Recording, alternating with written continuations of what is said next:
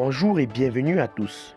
Vous êtes bel et bien sur votre chaîne d'information préférée, Actualité africaine.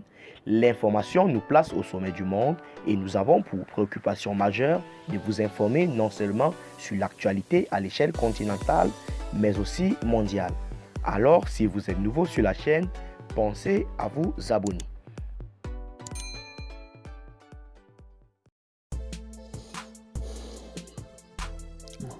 Eh bien les amis, merci de toujours rester scotché à votre chaîne de l'information Actualité africaine.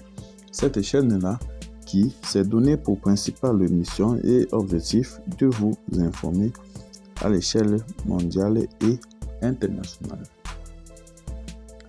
Alors, la situation va d'une façon croissante au Burkina Faso.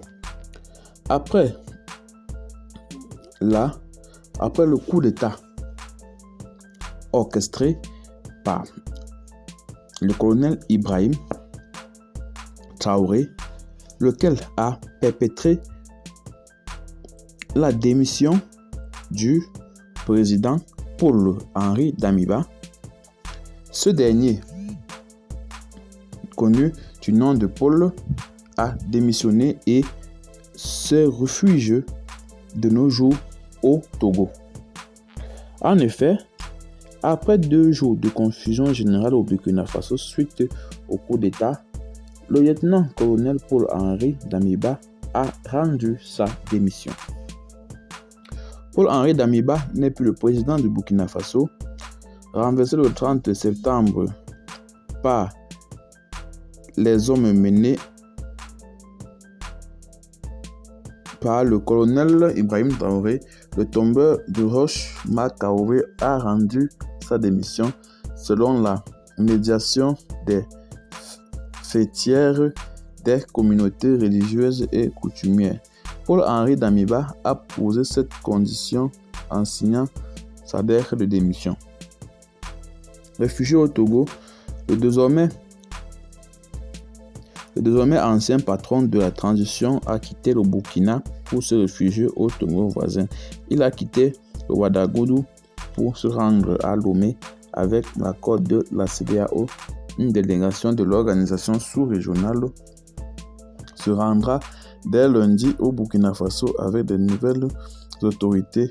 C'est un changement de cap à la tête du Burkina Faso en proie à la menace terroriste. Le capitaine Ibrahim Traoré est désormais le seul maître à bord au pays des hommes intègres. Cette situation va à la menthe, car l'on n'aurait jamais pu imaginer que le colonel Ibrahim Traoré aurait pu destituer Paul-Henri Damiba à ses fins personnelles.